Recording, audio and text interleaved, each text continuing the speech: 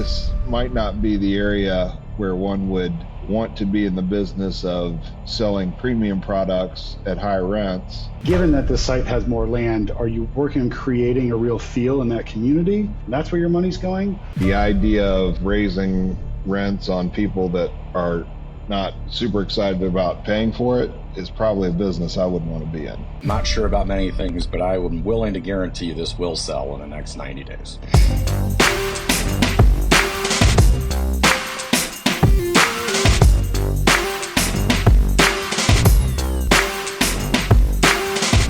Hello and welcome into another edition of the Real Estate Anonymous podcast. Grab your jorts, your puka necklaces, a can of Mountain Dew, and your Little Yachty concert tickets. We are heading to Fort Lauderdale. We're going to look at a 10-unit deal that Eric seems very, very interested in. And we have a special guest with us today, Moses Kagan from Adaptive Realty. He's going to help us pick it all apart. So buckle up and enjoy your trip to the Sunshine State.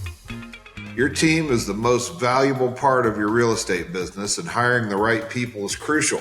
But finding the best candidates on LinkedIn is tough, and as investors, we don't have time to headhunt. That's where Bullpen comes in. Bullpen is a staffing and recruiting firm dedicated to the commercial real estate industry. They support your talent needs from freelancer placements to full-time recruiting and executive search. Bullpen understands our unique business needs and shares best practices from around the industry. If you're looking to grow your team beyond what a job board can offer, I highly recommend Bullpen. Visit bullpenre.com to get started. That's bullpenre.com.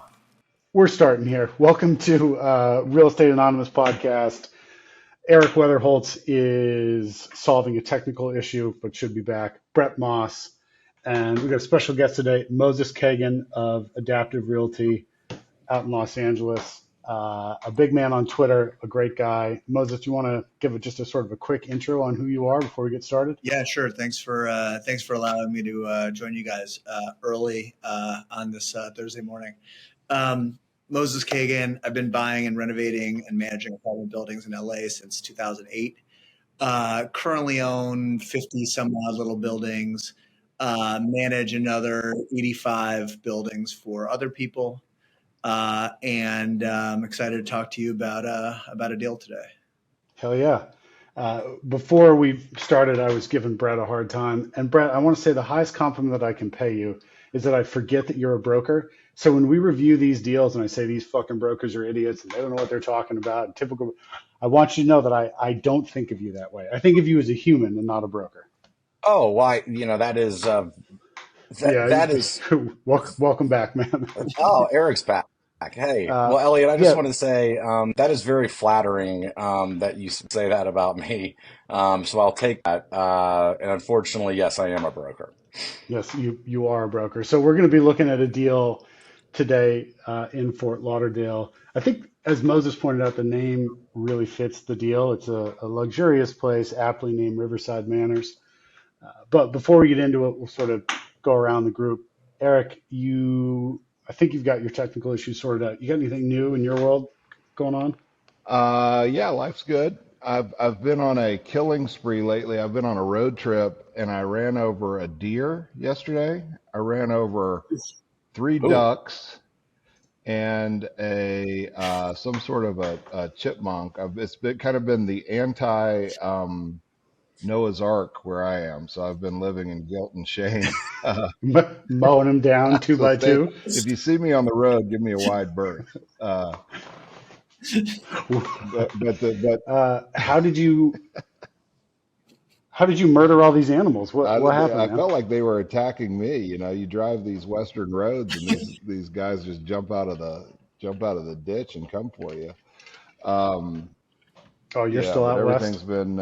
Everything's been good, and I do sense it has been interesting on the real estate side of life, of a lot of deals coming around that are in our sort of sweet spot of development sites that have some sort of a building or existing income that are coming to market that we didn't see 6 months or a year ago, or certainly not 2 or 3 years ago. So a lot of action right now. Brett, for those who aren't watching on video, Brett looks like a guy who would sell you fake concert tickets. He's got Ooh, ooh, he's that it's he's he's got a baseball hat and some kind of, is it a Stussy sweatshirt? What kind of hoodie you got there? that would be for Girdley and I's defunct mall. So that would be the Stussy store there. I'm not even sure you can get Stussy anymore.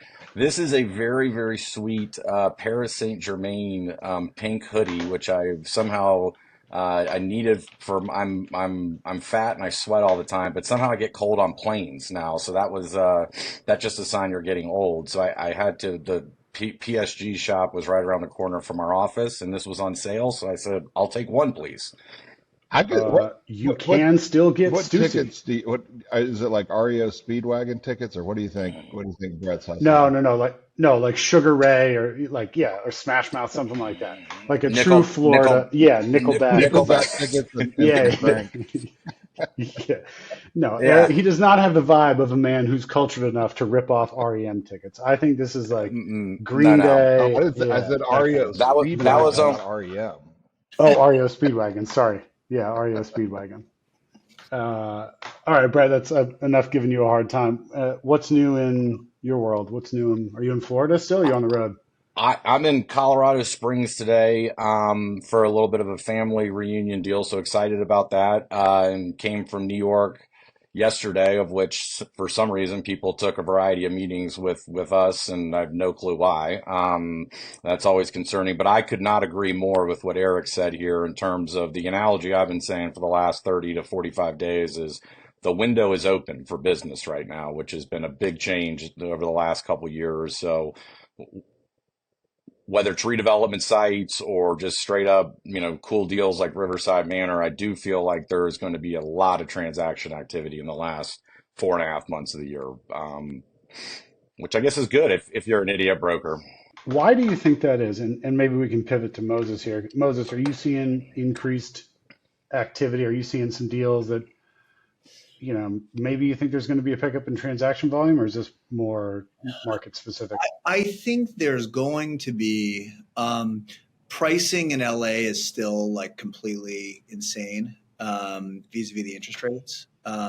It's getting less insane. And there's still plenty of capital out there. In our market, it's kind of bifurcated. There's an insane level of interest in non-rent control deals. So like if you have something built after September of 78, I mean, people will bite your hand off for it. But those pre-78 deals, the stuff that's rent stabilized, man, it's like 2015 pricing again for a lot of that stuff, if it's not renovated. If I had a rent stabilized deal for you, 20 units, would you take it for $1? It would depend on the building. Honestly, Depend on the building. there are ones that like there's some of these owners who, they bought the building, 25 years ago. They raised rents for a few years, and then like once the rents got high enough that the cash flow got kind of juicy, they're just like, I don't want the tenants to call me anymore, so they stop raising rents. And so now 20 years later or whatever, their rents are way behind market. The tenants don't call them because the tenants don't want to remind the owner that they exist. The owner doesn't fix anything. Right. This building where the rent, the tenants are never going to leave, understandably, because their rents are so far below market, and and the building is falling apart around everyone, and you just got all kinds of regulatory and actually legal liability as well as the owner. How does that end? We have a similar thing in the affordable housing world with these option 3 contracts on Section 8, which is it's fucking boring, even as I hear the words come out of my mouth. But there's a limited cash flow, unlimited expenses. So your upside's capped, but your ability to pay for bullshit is uncapped. There's all these theories in the affordable world about how these deals play out. In LA, on a long enough timeline, that building is just a pile of rubble, right? So somewhere between now and the pile of rubble, is there reform to the rent control? Are you waiting for tenants to die? Like, you must have thought about that. I mean, the historically, the way that's got resolved is the original owner dies and his kids inherit it, and they're like, fantastic, we're going to fix this place up, we're going to raise the rents, and then someone tells them that they can't. And then they sell it and to a, at a reasonably low price to a buyer who's experienced in dealing with those kind of buildings. And they buy the tenants out and then got renovated. I mean, that's like a standard LA move. The city has made that harder and harder in various ways that are not worth getting into. So like, basically that's become much less appealing of a business model. And the answer is, I don't know what happens to those buildings. Like it's not good for anyone. It's not good for the city. It's definitely not good for the tenants. So and someone else can buy them, but we wouldn't. I quote this Fear and Loathing in Las Vegas line on this show, probably more than I ought to, but it's too weird to live and too rare to die. And that sounds kind of like what's going on with these buildings. I love this. I love this Hunter S. Thompson guy. He was kind of a genius at the end of the day. He would have made a great real estate syndicator. One of his quotes or lines that I use all the time is that the truth is very rarely told between the hours of 9 to 5, which I completely agree with that line. Wow, that's pretty good. Not a ton new on our end. We got some tax exemption stuff we're working on and just some sort of painful affordable housing machinations that the general masses won't care about. So let's get into today's deal. Well, hold on. Got a property. Let's talk about our esteemed guest here. Moses is somebody I count as a great pal who I've admired his real estate acumen, but has a I'll let you give the detail, but basically has built a very cool real estate business in Los Angeles, but then made an interesting addition to it and is working with other entrepreneurs around the country. Maybe you could, Moses, share a little bit about what you got going on. Yeah. And I appreciate the assist there. I started a business called Reseed with my partner Rhett Bennett and some other folks. And what we're doing is basically we've identified. Think of it as like Y Combinator for real estate operators not affiliated with Y Combinator. We're basically choosing emerging operators in interesting markets all over the country, and providing them a little bit of training and mentorship, but mostly capitalizing them both with capital into their operating companies, and then if the deals make sense, up to 100% of the GP and LP capital for long-term hold institutional multifamily. So we've raised a lot of money, and at least a lot of money for us. I think we've raised like 150 million or something like that. And we have put 8 operators in business. I think we just closed our 4th transaction last week. Have another in contract, actually 2 more in contract right now. And we're in the process of selecting our second cohort of operators, which will probably be like 4 or 5 operators who we will pick this summer and put them in business in the fall. So exciting business. We'll we got a long way to go, but it feels like we might be onto something.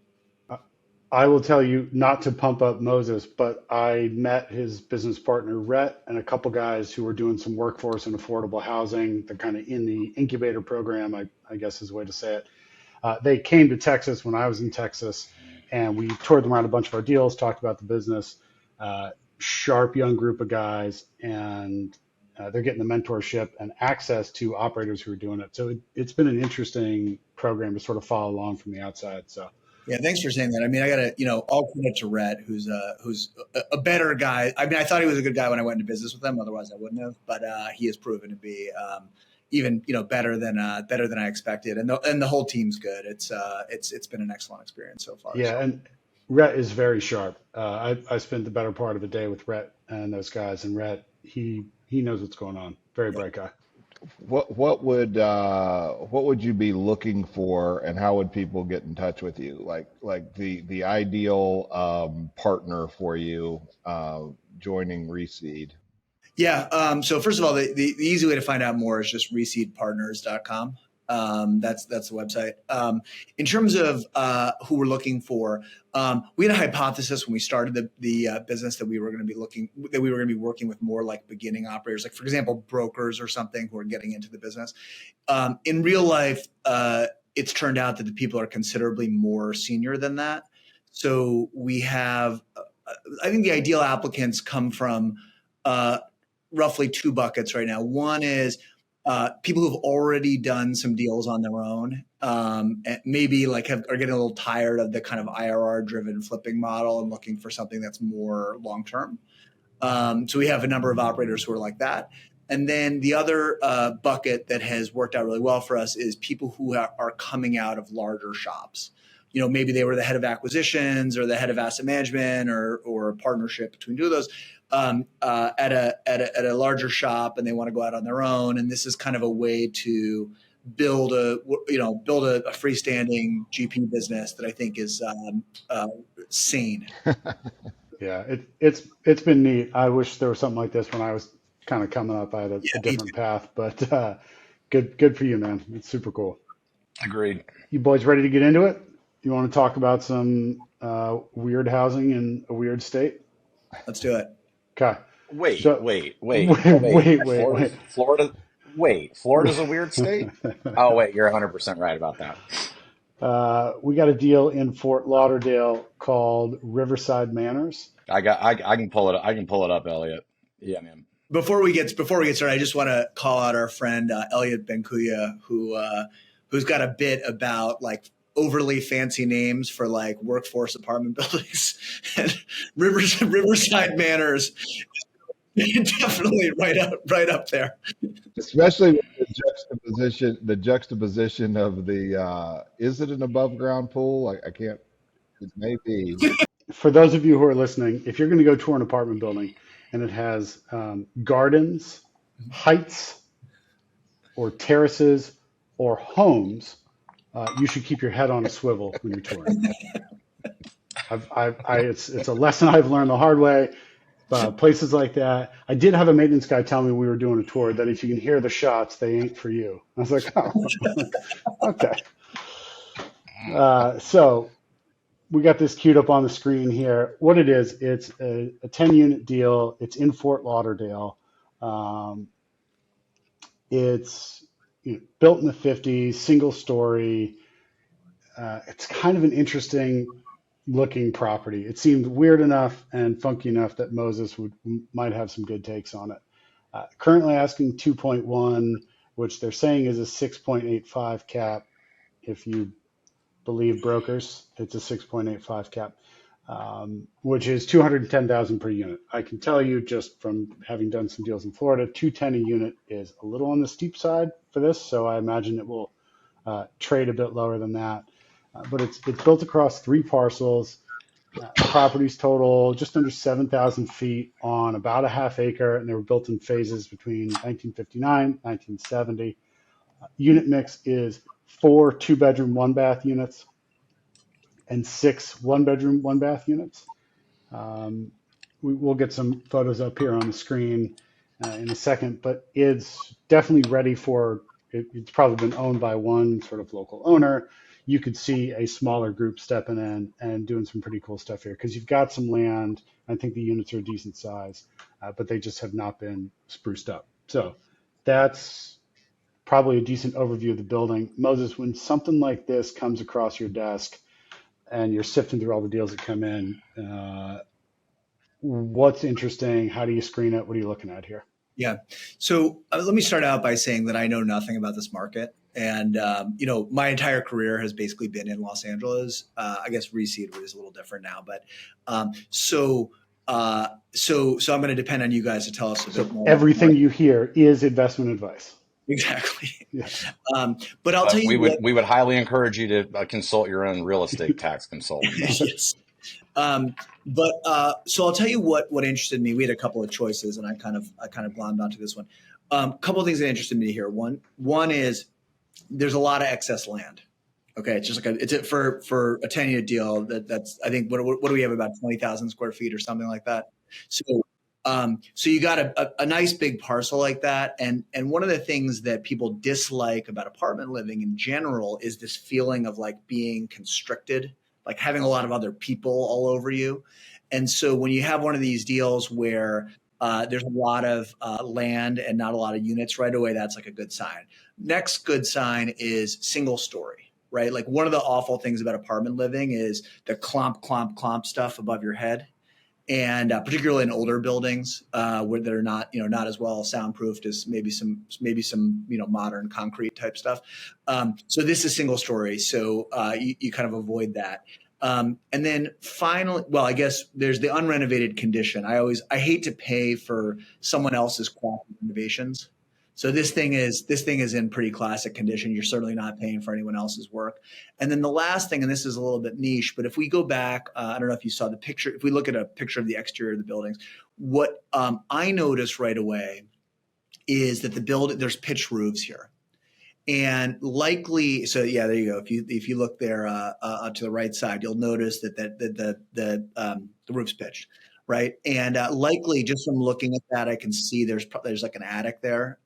You can see that vent in the previous picture. There's like a vent going into the attic, and above the star right there. So to me, when I see that in Los Angeles, I'm always thinking immediately about raising the ceiling to the roof line. And it's not always possible. In fact, in LA, it's pretty expensive because we have really strict energy conservation codes. So you have to kind of figure out how to, in the absence, if you're going to do that, if you're going to start getting rid of the attic, you need to insulate. And typically what that means is coming over the top of the roof with some kind of a foam insulation layer. And so it's expensive and a pain in the ass, but you get really nice apartments. Like imagine if the ceiling, instead of being 8 feet or whatever it is in there, is all the way up to that roof line. It really makes for something that's pretty nice. So I'm looking at that immediately. Moses, you posted some pictures, I think, of a building that actually had this similar deal. You were talking about, hey, we raised the roof. It was a similar thing, right? Pitched roof. There was like slats and beams that were exposed. Did you guys go over the top of the outside of the roof with like a foam? Yeah, there's two different ways you can do it, or maybe there's more, but the two ways that I know of are if you get lucky and the roof joists are sufficiently deep, like so they're large enough pieces of wood that you can fit the insulation between them. Then what you can do is raise the ceiling to the roof line, insulate between the roof joists and just drywall. And then the effect of that is just basically like a drywall ceiling, right? That's pretty normal. Often with these older buildings, the roof joists are not actually deep enough to fit sufficient insulation. And that's when you have to come over the top with some kind of a foam roof.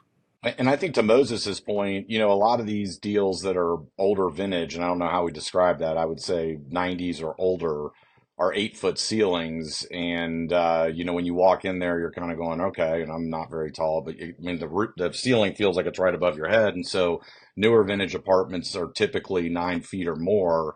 And just that foot, or even if you get to 10 to 12-foot ceilings, I mean, just that the feel of it is completely different. Is that a fair comment, Moses? Yeah, it totally changes the space. I learned this actually. It's funny. You'd think I would have already known it, but I think it was from an industrial broker told me. He was like, people rent by the cubic foot. And that's true in industrial because obviously people are stacking. They have shelves. They need to stack stuff. But I started thinking about apartments, and there's some truth to that there too. Yeah. In other words, that ceiling height, like it's not reflected in the square footage of the building, but people definitely pay a premium for high ceilings, no question. We talk about that a bunch with the analysts on the team. We'll be looking at comps, and it'll be a 70s deal and a 90s deal. One of the things that I have them do is get some photos of the kitchen, and you can see the different roof heights. Newer deals. And I asked them, like, would that feel different to you? Like, you're talking about rents. Ask yourself as a renter. Like, a lot of this is just put yourself in the shoes of a renter. You're choosing between products that are out there.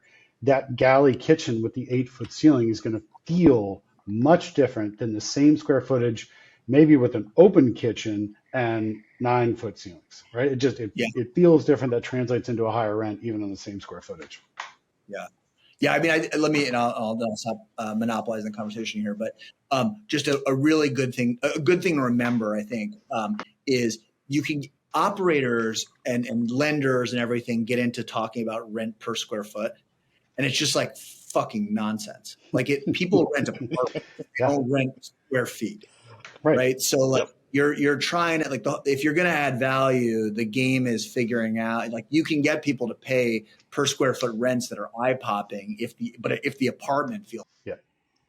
Yeah, I can't stand the per square foot conversation because it doesn't really translate. Like it just doesn't.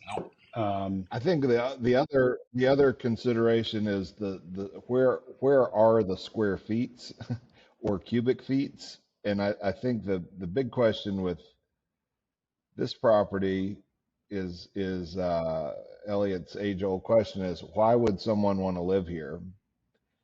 Let's talk about this as a market. The buildings are the buildings. What this is kind of a quirky area of the great mass of South Florida. It's almost there. It's to the east of 95, which is generally a wonderful thing. There's these pockets though, and this is one of them that sort of time and affluence has, for one reason or another, skipped over. If you look at it from an aerial, you got water, you got high rises, you got South Florida, you got trees. It's lush, and you see this building, and it could have a wonderful Moses renovation put on it. It seems, though, Brad, I'd like to hear your expert Florida man opinion that this might not be the area where one would want to be in the business of selling premium products at high rents. What do you think about the neighborhood? I completely agree with the rent comment there, and a couple things to unpack. So Southeast Florida obviously has been on fire for a while, and affordability in Southeast Florida, Dade and Broward County is no different than most places in the country, right? I mean, I think there's very few industries on the face of the planet, if any, where 99% of the market participants agree that the single biggest problem facing X industry is whatever. And that in residential rental, I think affordability is, no matter what side of the political aisle you're on, that is a major issue. And I'm a big believer in terms of whether it's today's market or even during the go-go days, is you want to be catering to the masses versus the classes. And I think here you're kind of probably targeting a lower end of the socioeconomic renter cohort, which there's nothing wrong with that. I mean, that's a very consistent resident demand cohort there. But yeah, I mean, I think you don't want to be in the high rise off Las Olas right now trying to get $4,000 a month. And here, I don't know what the rents are, but I would assume this is $1,500 a month if I had to guess. So I like that play. So Brett, we're buying a deal near Fort Lauderdale, and we've seen market rent for kind of some 70s product that's gotten a decent renovation, but not thoughtful, right? So it's been like great cabinets and the subway tile backsplash, and it's been upgraded, but it's not. I think it's fair to say it's different than what Moses and his team are doing. It's not a very kind of curated renovation that matches the space. It's just here's what we're going to do. That type of product, we've seen one bed somewhere in the 2,100 range, just because it's tight to the coast, and we've seen two beds in the $2,400-$2,500 range. We're actively buying kind of near this mark. It's a bigger site, but we're under contract on the deal here, and that's not for the Class A demand, right? So that's just your Class C, Class B workforce housing. Here, your rents are 1,800-ish for your ones and around 2,100 for your twos. So there's some mark to market, though it doesn't jump off the page that there's $600 or $700 to be had. It could be $200-$300. And so when you're thinking about, I'd open this up to any of the three of you, if you're trying to close a $200 or $300 gap, how are you thinking about allocating those dollars? Given that the site has more land, are you working on creating a real feel in that community? And that's where your money's going? Are you really thinking about focus on the inside of the units? So any one of you, how would you approach it? By far the lowest hanging fruit to me at this property, if we could go and look at, okay, so if you go look at the exteriors, these units should have private outdoor spaces. So like you've got a bunch of land and it's basically being used communally and Right there. yes, perfect picture. Okay. So here's the problem with communally used land is no one pays for it. I mean, it's a little different. If you're talking about a pool or something, I think that's obviously a different story, but like no one pays extra rent for what we're looking at right now. And you got to maintain it. Right. Someone's got to go mow that and everything and pick up trash and all that stuff. So what we like to do in Los Angeles where we have excess land like this is to privatize it to the extent that we can. And what that means is some kind of fencing and it can vary as to how high that fencing is, but we want some kind of fencing setting out, creating like a private front yard basically for each of the units to the extent that we can. And sometimes they're going to be nice and regular and you're going to get the same square, same kind of shape outdoor space for all of them. Other times not. Sometimes it's got a little funky, but everyone, I don't know what the percentage is of tenants who have, for example, dogs now, but it's really high. And people just like having a place that their dog can run around a little bit outside. Plus, it's Florida. I mean, obviously the summer is not great climate wise, but the rest of the year, man, like people like that square footage. They pay for it because you can be outside, you can have dinner with your friends or whatever. And our tenants certainly pay for it. Yeah, and I got to think a lot of people. I think that's a great point in this market. Yeah. Not this time of year. No, not when it's nobody. Brett, you don't even want to be in Florida. You're in Colorado right now. If that's by design, somewhat. But I think what Moses, and I think we should have had Moses on this podcast for the build for rent one that you and Eric just completely eviscerated me on. But I think the single story nature of this, I agree with Moses's comment. I think a lot more renters are looking for being on grade. With maybe not neighbors above you. Here you're gonna have neighbors on each side of you, but we started seeing this in Class A apartments in probably 2016, 17, where the ground floor units fenced in private yard type deal. And I mean, Moses, what would you say? I mean, this is like 100 square feet max. I mean, maybe it's 50 to 75, just something. And the cost to do that is like zero. I mean, it's like nothing. And then the rent premiums, I mean, it's the best return on investment from a value add strategy, I think, out there at this point. Yeah. So I completely agree. Yeah. One of the great things about it is, and these are the kind of interventions that I like best from a value add perspective, are ones where there's a fixed CapEx up front, but you're not adding a bunch of like weird OpEx. Right. So like the counter example would be like, okay, we're going to add some like expensive high tech door system. Right. And then like you put it in and then it stops working and you're paying to fix it and there's a monthly cost. But okay, there's like operational complexity in OpEx. Right. This is like some fences.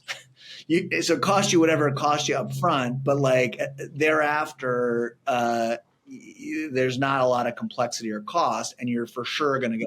You're kind of reducing your operating costs to an extent by getting rid of the landscaping. Yeah, because they got to take care of their outdoor space. Yeah, no, exactly. So I mean, it's that's why that's the first thing I jumped on here because it's for sure the right move. So I think we could do something exciting with the outside. You could do something with the inside. We can maybe get to that in a minute. But Eric, what freaks you out about this deal? Man, I think these Florida buildings just get so banged up and will collapse with time. This is these buildings. I've lived in South Florida, and you turn around and the building's covered in mold and will collapse on you. I don't like the idea of the CapEx and ongoing repair and maintenance, especially with an old building. I don't like being in a massive neighborhood with no point of differentiation, that you're competing for I'm going to guess I don't like the idea of competing on price, unless you've got a severe advantage in competing on price, which I feel like in a neighborhood like this, you're going to do. the neighborhood seems pretty unamenitized. Yep. And the idea of raising rents on people that not super excited about paying for it is probably a business I wouldn't want to be in. I'd say my biggest concern on this is insurance for a 50s vintage building in South. Oh, I'm sorry. I'm being rude to the guests. So, and I think the insurance comment, which has not only been a big issue in Florida, but everywhere in the country, has without a doubt been an issue over the last 2 years and 3 years in particular. And going back to the rent control comment, which is a big headline across the country, even in, kind of the wild west of Southeast or of the Southeast. But if your insurance costs, which is the second largest line item in your expense side of the profit and loss statement, is going up 10 to 20% a year, and you're capping rents at 3%, like I get it, life's not fair, but how does that make what's the financial incentive for people to come in and say my upside is capped at 3 to 5%, but my operating expenses are uncapped? These small deals too, I think, can just get brutal because there's the expenses are so lumpy. One roof replacement could take out all of your cash flow for a year. One or significant repair could take it out. I think the cast iron pipes. You're dealing in nickels here. You're collecting nickels and spending money in dollars. It's almost as dumb of a business as being an Airbnb host. Not quite. Oh, wait. Here we go. Here we go. It's close. You've got to work it into everyone. So their insurance now. I think one thing about the I was going to say their insurance now is over $2,200 a month.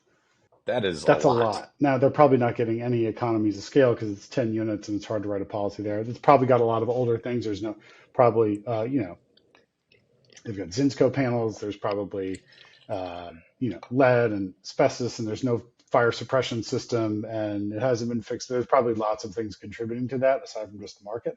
But 2,200 that seems high. Not high enough that I would underwrite bringing it down, but I don't look at it and see, okay, $500 a month, so the NOI is not real. That seems substantial. Anyway, sorry, Brett, what were you going to say? That the 500 a unit is what I would put of course, package, right. You'd have payroll at like 1,100. You'd have insurance at 500. Yeah, the expense margin 12% on this deal. Who do I have? I know what I forget to talk about at the beginning of this. Earlier this week, I got pitched a deal. These brokers sent me in Houston, and they said it's currently losing about $900,000 a year, but if you stabilize with market expenses, you're going to get to $3 million. It's the same pitch I got last week, and it was far worse. But there's this idea of like, oh, if you stabilize with market expenses, and you just think, well, why the fuck hasn't the seller done that? Like, why didn't they try that one? Like, we're not even talking about raising rents. You're just talking about market expenses. The expense load here, by the way, is 38% of EGI, and that feels light. I guess if you're counting your time as worth $0, because there doesn't appear to be much. Is there property management in there? There's 5%. Yeah, that was good. Yeah, so that's just offsite management there. But let me also say, so like we operate a lot of buildings more profitably than that. Now we're probably arguably transferring some of the costs onto our property management business because it's that scattered site PM business is tough. But what I will also say is your rents here, like, if you push those rents up by $200-$300, that will make that'll flatter that margin number that we're talking about, right? So this is like a mistake that I made early in my career, like really when I was first getting started and we didn't own anything. And we had a CPA who was helping us with the first deal we ever bought.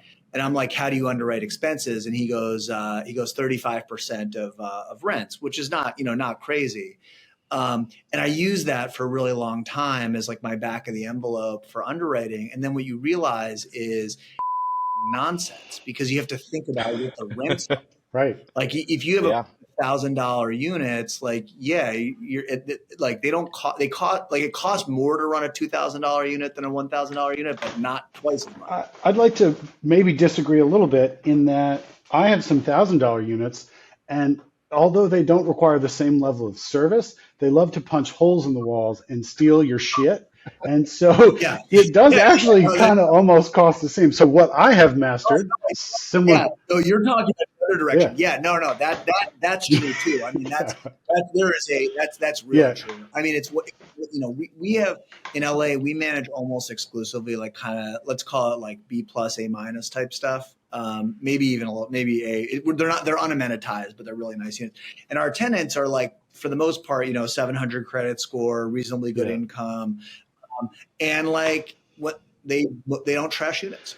They move out. We have to repaint. We have to, we have to clean a little bit. But like fundamentally, they're actually pretty easy on the apartments. And We may have almost stumbled upon the operating cost reverse bell curve as it relates to super dangerous Class C tenants on one end and really needy Class A tenants on the other.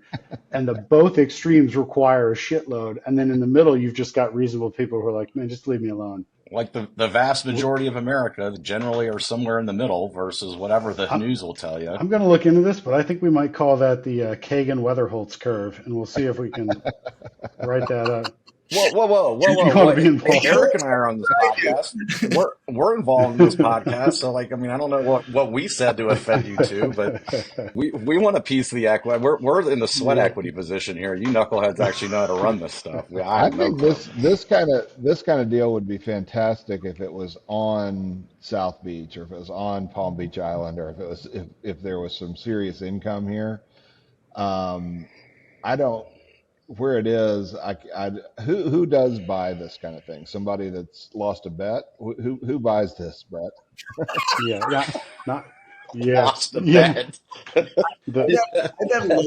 I bet just, and I don't know this area at all, but my guess is local owner who already owns a bunch of stuff and has his or her own management company, and so is getting some economies of scale on management, or has a management company that they've worked with for a long time and trust, and so they can sort of slot this in with the rest of their portfolio. That would be my somebody with a lawnmower in the back of their truck. Correct. My take on this, and I have this aerial pulled up here, and if you look just to the bottom left of the screen, there appears to be another similar vintage or similar type deal, in this bottom left-hand corner with single stories, looks like almost like a motel where you're parking right in front of your unit. They look like they put in a pool. And I would say for whoever buys this, and maybe it's the person that owns this building, I think what you'd aspire to do is be somewhat like, this building on the bottom left-hand corner, if folks can see that. But I agree. It's somebody that's got some scale in the neighborhood, can find some efficiencies through the operation side. But yeah, I mean, it's not going to be Blackstone's not buying that deal actually in the bottom left is one of their sales comps, and it looks like it was bought and then fixed up, and they did install the pool and they did that. So let's perhaps try to be sort of helpful here. If a deal that looks like this is in the market you live in, it's around the corner from your house, or you're thinking about buying something like this, what is I know what Eric's answer is going to be. Even for $1, he doesn't want it. But is there some return on bullshit that you think, okay, I'm not a buyer at a 6.5 cap, but if it fell to me at a 10, I might be interested because I could do X, Y, Z. I mean, should anyone buy this? I think it depends on what. I think it comes back to the neighborhood. Like, and this is Eric's point. Like, when you're buying small, unamenitized buildings, like almost by definition, the amenities have to be in the neighborhood, right? Like, you're not buying this because it's got a suite. You're not moving it because it's got a sweet gym and like that pool is whatever, but it's not. That's not going to sell any units. So to me, that's what it comes down to. Like if you have this exact building on this exact kind of piece of land, and you're in walking distance to a bunch of Eric's, like, taco and beer type, good coffee shop, whatever. Like, I mean, that's a screaming deal to me. And you go figure out how to make the thing really nice and distinctive. Well, and so this deal with, and Elliott, you can tell me I'm completely wrong by this, but this deal from a financing perspective, you've got both the agencies that would play on this deal. And it's got a mission component of that, which means it's targeting probably a more I think that's what that means, right? Affordable renter cohort. And so I bet you could lock in debt today at, 5.25 to 5.5 on this.